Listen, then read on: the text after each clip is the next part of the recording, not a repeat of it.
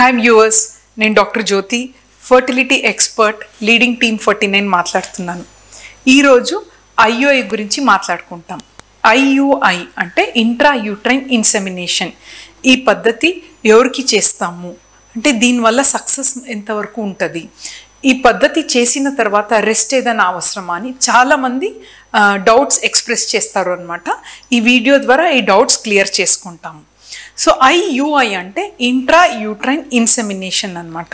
ఇది ఒక చాలా బేసిక్ ప్రాసెస్ అన్నట్టు. ఇది ఏదో కాంప్లికేషనే లేదు ఈ ప్రాసెస్లో, అసలు సైడ్ ఎఫెక్ట్స్ ఉండదు అండ్ పెయిన్లెస్ ప్రాసెస్, అసలు పెయిన్ అనేది ఉండదు లేడీస్కి.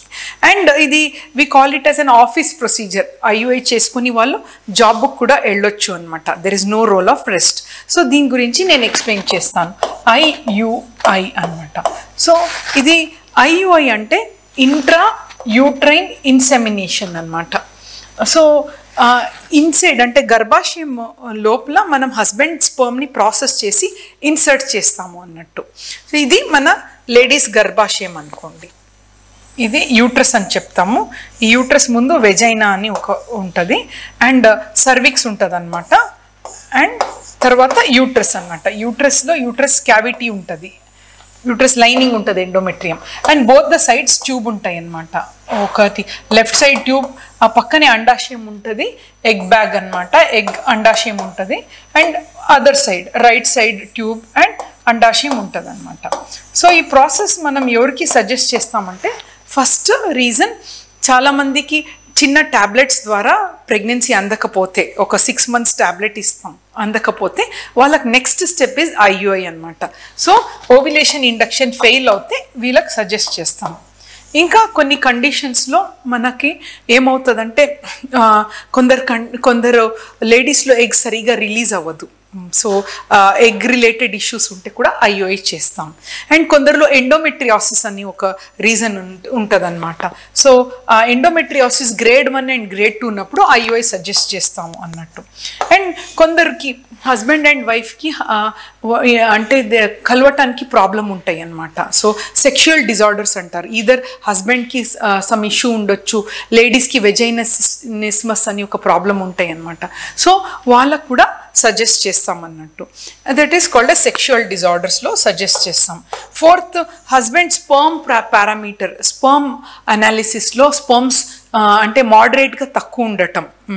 8 million, నార్మల్గా 25 million ఉండాలి కౌంట్, కొందరికి తక్కువ ఉంటుంది 8 million. ఇటువంటి అయిన వాళ్ళకు కూడా మేల్ ఫ్యాక్టర్, వీళ్ళకు కూడా మేము ఐయుఐ సజెస్ట్ చేస్తాం అనమాట. ఇంకా కొందరు కండిషన్ అన్ఎక్స్ప్లెయిన్డ్ ఇన్ఫర్టిలిటీ, అంటే ఏ టెస్ట్ చేస్తే కూడా అంత బాగుంటుంది, బట్ వాళ్ళకి పెళ్ళి అయ్యి 5 years, 6 years, 10 years కూడా పిల్లలు అందదు. So as a basic procedure IUI suggest చేస్తాం ఇన్ అన్ఎక్స్ప్లెయిన్డ్ ఇన్ఫర్టిలిటీ. సో ఇది మోస్ట్ కామన్ రీజన్స్ అనమాట. సో సెలెక్షన్ ఆఫ్ పేషెంట్ చాలా ఇంపార్టెంట్. అదే ఐయుఐ మనము ఒక లేడీకి 40 years తర్వాత చేసే సక్సెస్ అనేది చాలా తక్కువ. ఎందుకంటే ఎగ్ బ్యాగ్లో ఎగ్సే ఉండదు అనమాట, వాళ్ళకి తక్కువ ఉంటుంది. అండ్ స్పర్మ్ కౌంట్ కూడా మరీ చాలా తక్కువ, 5 million, 4 million ఉన్నప్పుడు చేస్తే ఐయుఐ ఫెయిల్ అవుతూ ఉంటుంది అన్నట్టు.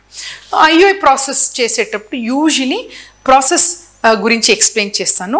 మేము సెకండ్ డే ఆ లేడీని రమ్మంటాం. సెకండ్ డే వచ్చిన తర్వాత గర్భాశయంది సైజ్ చూసుకుంటాము అండ్ స్కాన్ చేసి అండాశయంలో ఎగ్ బ్యాగ్ బాగుందా, సిస్ట్ ఏదైనా ఉందా అని చూసుకుంటాం. అంత బాగుందనుకోండి, 3rd day నుంచి 7th day వరకు కొన్ని చిన్న ట్యాబ్లెట్స్ అండ్ ఒక 2 injections ఇస్తామన్నమాట. మళ్ళీ 10th day రమ్మంటాం. 10th day ఏమవుతుందంటే, మనం మళ్ళీ స్కాన్ చేసినప్పుడు అండాశయంలో చిన్నగా ఉన్న ఎగ్ పెరుగుతుంది అనమాట, మంచిగా మెచ్యూర్ అవుతుంది. ఒక 18 mm, నార్మల్గా రెండో రోజు చూస్తే అది 6 mm, 7 mm ఉంటుంది. 10 days ఇంజెక్షన్ టాబ్లెట్స్ తర్వాత అది మంచిగా పెరుగుతుంది అనమాట. 18 centimeters, 20 centimeters వరకు పెరుగుతుంది. సో ఈ ఎగ్లో ఒక బేబీ అంటే లైఫ్ వచ్చే కెపాసిటీ ఉంటుంది అనమాట. సో అది చూసిన తర్వాత మేము ఒక ఇంజెక్షన్ ఇస్తాం. ఒక ఇంజెక్షన్స్ ఇచ్చినప్పుడు ఎగ్ విడుదల అవుతుంది, ఎగ్ బ్యాగ్ నుంచి అది విడుదల అవుతుంది అనమాట. విడుదల అయ్యేటప్పుడు ఈ ట్యూబ్స్ అనేది ఆ ఎగ్ని క్యాచ్ చేస్తుంది. అది క్యాచ్ చేసి ఈ ఎగ్ అనేది ఈ ట్యూబ్స్లో వెళ్తాయి అనమాట. యాంప్యులరీ పార్ట్ ఆఫ్ ట్యూబ్లో ఎగ్ వెళ్తాయి అనమాట. అంతే, అది దాని తర్వాత ఎగ్ ఇక్కడ లోపల వెళ్ళలేదు. సో ఆ టైంలో వాట్ వీ డూ, హస్బెండ్ స్పర్మ్ని ప్రాసెస్ చేసి హస్బెండ్ స్పర్మ్ ప్రాసెస్లో ఆ పస్ సెల్స్ కానీ దాంట్లో ఉన్న అన్ని మంచిగా లేని ఇన్ఫెక్షన్ అన్నీ తీసేసి ఆ ఫలితమైన స్పర్మ్స్ చాలా దాంట్లో మొటిలిటీ మంచిగా ఉన్న స్పర్మ్ని సెలెక్ట్ చేసి ఒక చిన్న క్యాథెటర్లో మేము దాన్ని ప్రాసెస్ చేస్తామన్నమాట. ప్రాసెస్ చేసి ఆ ఎగ్ విడుదలయ్యే టైం చూసి అది యూజువలీ ఆ ఇంజెక్షన్స్ ఇచ్చి 36 అవర్స్లో విడుదలవుతుంది. ఆ టైంలో హస్బెండ్ స్పర్మ్ని ఈ వెజైనా ద్వారా మనం గర్భాశయం లోపల ఇన్సర్ట్ చేస్తామన్నమాట స్పర్మ్స్ని.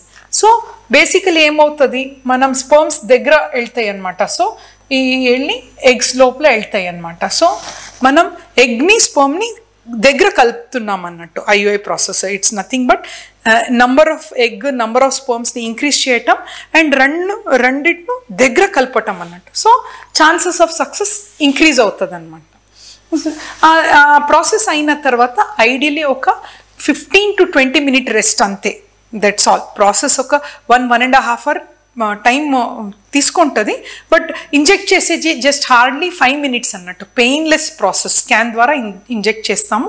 లేడీస్కి ఒక 15 to 20 minutes రెస్ట్ తీసుకోమని చెప్తాము హాస్పిటల్లో. దాని తర్వాత she should not remember IUI అయింది. నార్మల్ రొటీన్ యాక్టివిటీస్ చేసుకోవచ్చు. She can go to do job చేయొచ్చు. మళ్ళీ తర్వాత రెస్ట్ ఏమి ఉండదు, అన్ని యాక్టివిటీస్ చేసుకోవచ్చు. సో ప్రాసెస్ చేసిన తర్వాత ఒక 15 days మనము అది బేబీని మెయింటైన్ చేయడానికి చిన్న ట్యాబ్లెట్స్ ఇస్తామన్నమాట. సో ఒక 20 daysలో మనకు రిజల్ట్ తెలుస్తుంది అన్నట్టు ఈ ప్రాసెస్ సక్సెస్ అయిందా లేదా అనేది. So this is how it is done. Very basic process. చాలామంది ఐయుఐ చేసుకున్నాము 100% సక్సెస్ అని అడుగుతారు. దట్ ఈస్ నాట్ కరెక్ట్ అండి. ఐయుఐ ప్రాసెస్ కూడా లిమిటేషన్ ఉంటాయి అన్నట్టు. ఈ ప్రాసెస్లో సక్సెస్ రేట్ వేరీస్. డిఫరెంట్ కండిషన్కి డిఫరెంట్ సక్సెస్ రేట్ ఉంటుంది అనమాట. ఎగ్స్ సరిగా రిలీజ్ అవ్వకపోతే వాళ్ళకి సక్సెస్ రేట్ ఈజ్ ఆల్మోస్ట్ 25% అనమాట. ఎస్పెషలీ పీసీఓస్ వాళ్ళకి.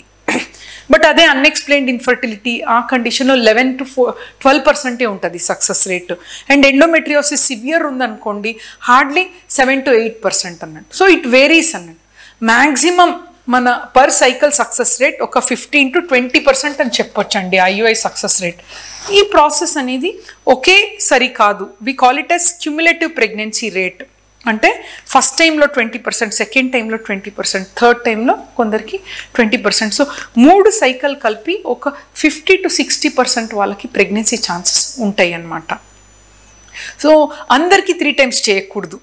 మనకి ఫస్ట్ సైకిల్లోనే తెలుస్తుంది కొందరికి ఇది ఈ కండిషన్ అనేది వీళ్ళకి కరెక్ట్ కాదు. ఎందుకంటే ఎగ్స్లో ప్రాబ్లమా, స్పర్మ్స్లో ప్రాబ్లమా, మరీ ఎక్కువ ప్రాబ్లం ఉంటే ఒక సైకిల్లోనే మనం అబాండన్ చేయాలన్నమాట. సో కరెక్ట్గా మనం పద్ధతిలో చేస్తే it's a very basic process and ఎంతోమంది కన్సీవ్ అయ్యే ఛాన్సెస్ ఉంటాయి అన్నమాట. వన్ ఆఫ్ మై అంటే కల్వకుర్తిలో వి డిడ్ 1 camp. అక్కడ ఆల్మోస్ట్ వి సా 100 OP. ఒక పాపం వెరీ ఏజ్డ్ కపుల్ అండ్ వాళ్ళు చాలా అంటే రియలీ ఫైనాన్షియలీ ప్రాబ్లం ఉన్న వాళ్ళు. ఒక 12 years అయింది మ్యారేజ్ అయ్యి. వాళ్ళకి వి డిడ్ ఐయుఐ మన క్యాంప్లో చేసాము. And last 9 months before we did IUI మొన్న రీసెంట్ నేను క్యాంప్ వెళ్ళేటప్పుడు ఐ సా దేర్ బేబీ అనమాట. It was something really heart touching అనమాట. అంత ఏజ్ అయిన తర్వాత ఈ సింపుల్ ప్రొసీజర్లో కూడా ప్రెగ్నెన్సీ వచ్చిందని మనం definitely there is nothing to worry అనమాట. అన్ని ప్రాసెస్ ద్వారా ఏది ఎవరికి కరెక్ట్ ఆ పద్ధతిలో చేస్తే సక్సెస్ ఈజ్ ఆల్వేస్ దేర్ అండి. సో వీ హోప్ ఈ ప్రాసెస్ ద్వారా చాలామంది ప్రాబ్లం ఉన్న వాళ్ళు కూడా కన్సీవ్ అవ్వాలని వీ హోప్ అండి. Thank you.